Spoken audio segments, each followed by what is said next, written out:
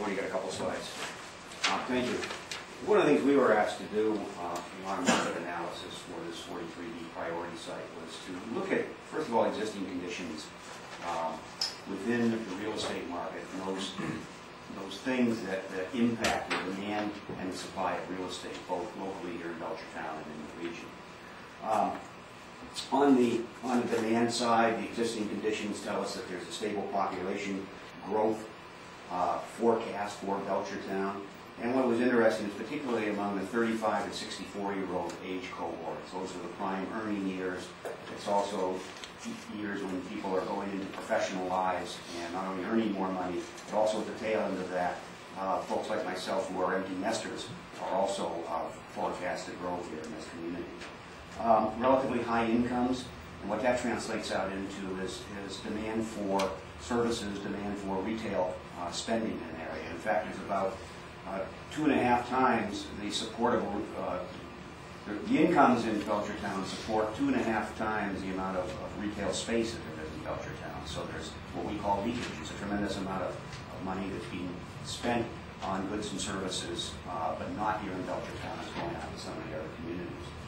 It's also a very strong commuter base. It's your bedroom community in many ways to Springfield and Amherst. But it's also a very diversified economic region. There's a lot of different things going on with the higher education. In particular, you've got strong office sector in the Springfield market. You've got a strong industrial base, relatively strong industrial base still across a wide variety of industries. And lastly, from the residential side, it's primarily, as you know, it's a single-family market, larger homes, somewhat higher value than a lot of the other communities, and still pretty good strong demand for residential here. So people are wanting to move here for a variety of reasons. Quality of life, education, and all those factors. On the for real estate indicators, this really looks at the supply side. To sum it up, there's a very large supply of both office and industrial space available throughout the region today. Much of it, however, is in larger spaces, your old mill space, such as Holyoke and Springfield, large industrial facilities that are very difficult to kind of break up into smaller users, which is where the growth is, by the way, in terms of employment growth and business growth. And much of it is on what we would call older, or from the phrasal term, functionally obsolete. It doesn't have the high ceilings that modern companies want to have, or it's inefficiently heated and those types of things. But there's also a very large amount, over 660 acres of zoned industrial and business type of land available. Although much of that is undeveloped, you would have to go through a whole permitting process and development process in order to come onto the market. So the conclusions out of this, and there's really no surprise that came out of it, is that we're looking at good but long-term potential for this site.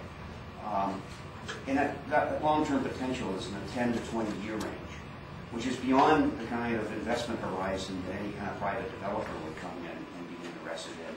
The money would be tied up for too long. So that's one of the things that it tells us. But there's an opportunity now to create new demand that satisfies niches in the marketplace, specific niches, such as smaller firms. Maybe those firms that are coming out of the science and R&D activities at the university communities that are around, service businesses, office space, professional office space, maybe even to capture some of the commuters, people who own their businesses or operate their businesses in other towns, to be able to stay here and do that here in Belchertown as this market matures and improves.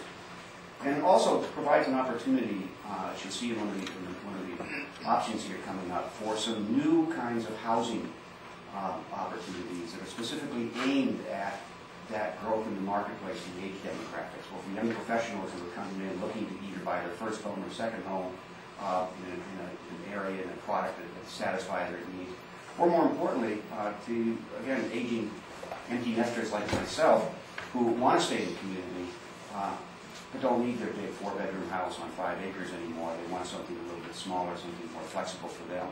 And so those are the kinds of opportunities we identified in this market.